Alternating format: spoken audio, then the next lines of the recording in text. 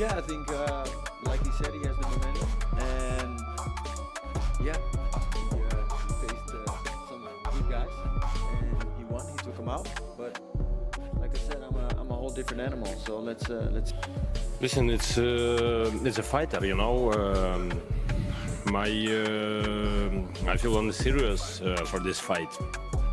I prepare the 100% discipline, control. But 24, 23 in May, we look great fight.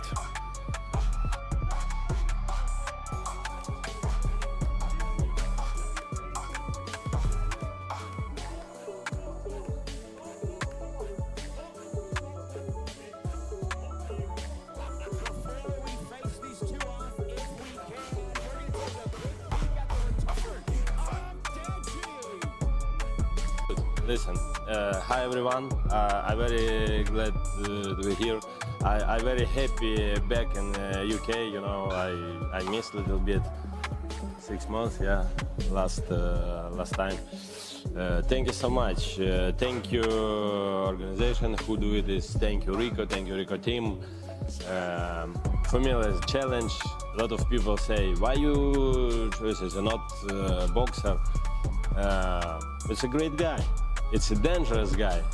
You want, you know, please, one time I wanna do what I want, not what need, because a lot of time I do what need another people, and you must, you have to boxing like this.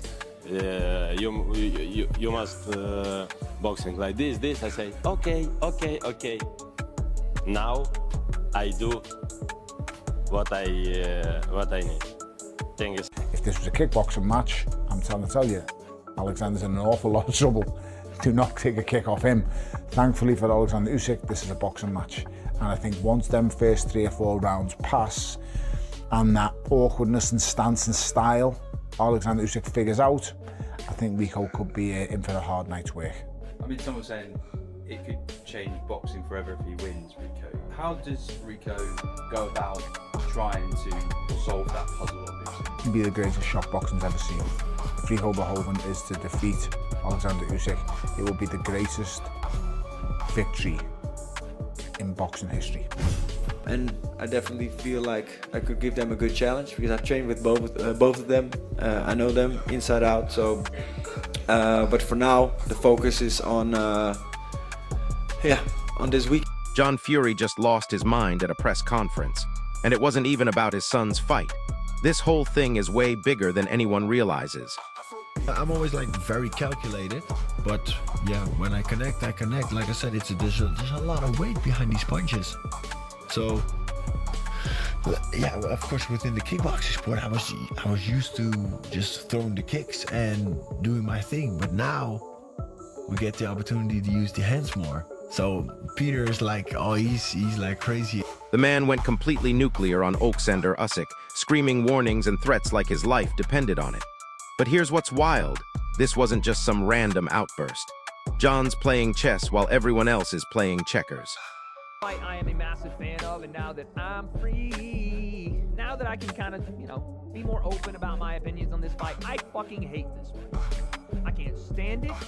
I understand the circus nature of it in terms of like big name kickboxer, one of the best of all time, if not the best of all time, coming in to fight an all-time great in the boxing space in his sport. We saw it with Francis Ngannou and Tyson Fury. The only difference there was, I think, more fans of Francis Ngannou, more of a what-if factor because of his punching power and because Fury was 550 pounds in that fight. Accurate, not even exaggerating. We got a masterpiece in terms of what Francis did to the current heavyweight champion of the world. Now, this is a little different because Alexander Usyk is a massively different operator than Tyson Fury. He is a far better technical boxer than anyone at heavyweight, and he isn't really susceptible to one-punch KO power the same way Fury is when he comes in out of shape and blubbery. Now, Is there the off chance that Rico catches Alexander Usyk? Yeah, sure. I understand. It's a fight. Anything can happen. But why is the WBC heavyweight champion of the world not just taking a recess from fighting the biggest and best boxers on the planet when he is the sitting champion, but also putting his title on the line to fight a kickboxer with one professional boxing match in his career? That's the big... See, he's keeping Tyson Fury's name in every conversation about Usyk. Every single time. The unfinished business between these two is worth hundreds of millions, and John knows it. So he's stirring the pot to keep that rematch alive. Space, and I can see how the monetization vehicle of this works. But Usyk wouldn't be doing this unless there's a reason for it. There must be a motivation behind it. It must be some form of derivative as to what happened between the various disciplines crossing over with Ngannou. Meanwhile, Usyk sits there calm as ice, thanking everyone like he's at a dinner party. The man just welcomed a challenge from Rico Verhoeven, the kickboxing king, like it's another Tuesday at the office. It's not pressure for me. Listen, it's just a fight. It's a boxing fight. It's a normal. I prepare for this fight. Everything okay. But get this, Tony Bellew thinks Rico would get absolutely schooled under boxing rules. Says Usyk will take a few rounds to figure him out, then completely dismantle the puzzle. A Rico win? One of boxing's biggest shocks ever. Dan, he's kind of earned the right to do what you want, but I at least expected it to be some sort of active boxer, someone of some... Not to say I don't actually know much about Verhoeven in terms of a kickboxer, of what his quality level is, but what I'm saying is I expected it to be someone of a decent caliber of a professional boxer. But if it's not, then fine. Look, do your thing, do you, and hopefully he returns to actual professional boxing against some of the top. Here's where it gets crazy, though. This isn't some washed-up comeback opponent. Usyk just beat Tyson Fury twice. He's at his absolute peak. And Rico, this is only his second professional boxing fight. Second. Verhoeven is to defeat Alexander Usyk. It will be the greatest victory in boxing history. Yes, it's the second professional fight on paper, but this is a guy whose second professional fight is against the undisputed, unified former cruiserweight champion of the world, the current undisputed unified heavyweight champion of the world. He's undefeated. Nobody has been able to touch this guy. It's peak Alexander Usyk. He's just defeated a man who's 20 stone and 6'9" in Tyson Fury twice. He's just defeated a record machine in Daniel Dubois, who was on the run of his life. This isn't a guy who's washed up having a comeback fight against somebody. This is a guy in his peak and in his prime. Put that into perspective. If Rico Verhoeven is to do this, it's off the Richter scale. This is bigger than Buster Douglas knocking out Mike Tyson. That's how big this is. This would be the greatest shock in boxing history. Simon Jordan called it what it is: pure business. This fight exists because of money and global attention, not sporting merit. But honestly, that's exactly why crossover fights are taking over combat sports right now. Alexander Usyk is the Rico Verhoeven in boxing. Yeah. So like he's been dominating for so long and in such phenomenal fashion. So I was like, wow, if we could do this. Rico showed massive respect, comparing Usyk to himself in kickboxing. Two dominant champions in their own worlds. He called facing Usyk the ultimate challenge, the cherry on top of his career. That's some serious confidence right there. This is a joke. This is nothing but a gimmick fight, and it's even more shameless considering the fact, one, it's on pay-per-view, and two, it's for the WBC Heavyweight Championship of the world. Does Rico Verhoeven, with his one win over a decade ago against the guy who was 0-5, deserve a world title shot?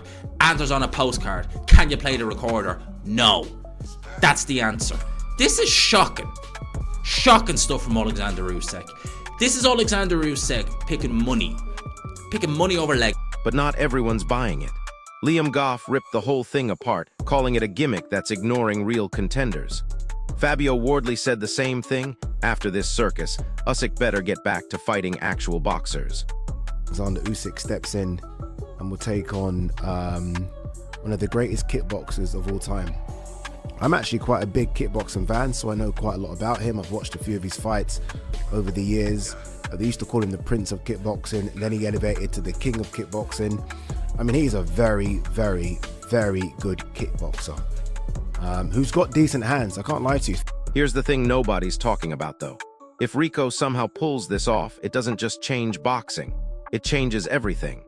Every kickboxer, every MMA fighter, every combat athlete suddenly believes they can cross over and compete.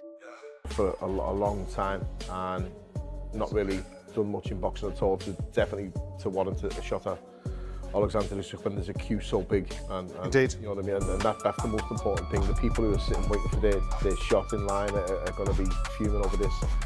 Some would say, to counter their argument, Usyk's probably earned the right to have an easier one after one. Usyk's got the ring IQ and footwork to solve any puzzle. Rico's got years of championship dominance and knockout power that travels across any sport.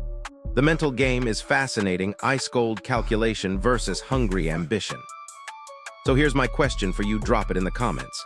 Does boxing experience always beat raw power and crossover talent when everything's on the line? Who do you think wins this clash of champions? If this breakdown opened your eyes to what's really happening here, smash that like button, subscribe for more inside camp stories, and hit the bell because combat sports just got a whole lot more interesting. And speaking of interesting, let's talk about what happens after this fight, because that's where the real story begins.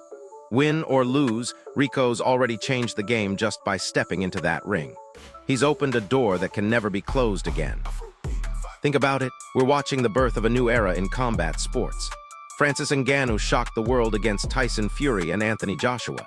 Jake Paul turned YouTube boxing into a legitimate business empire. Now Rico's proving that elite kickboxers can demand respect at the highest levels of boxing. But here's what's really keeping me up at night, the ripple effect this creates. Every top-tier kickboxer is now watching Rico's payday and thinking, why not me? Badr Hari, Alex Pereira, even guys like Israel Adesanya are seeing dollar signs flash before their eyes. The traditional boxing establishment is absolutely terrified right now. They've spent decades building this exclusive club, and suddenly everyone wants membership. Promoters are scrambling to figure out how to capitalize on this crossover craze before it passes them by. And let's be brutally honest about something nobody wants to admit. Some of these crossover fights are more entertaining than traditional boxing matchups.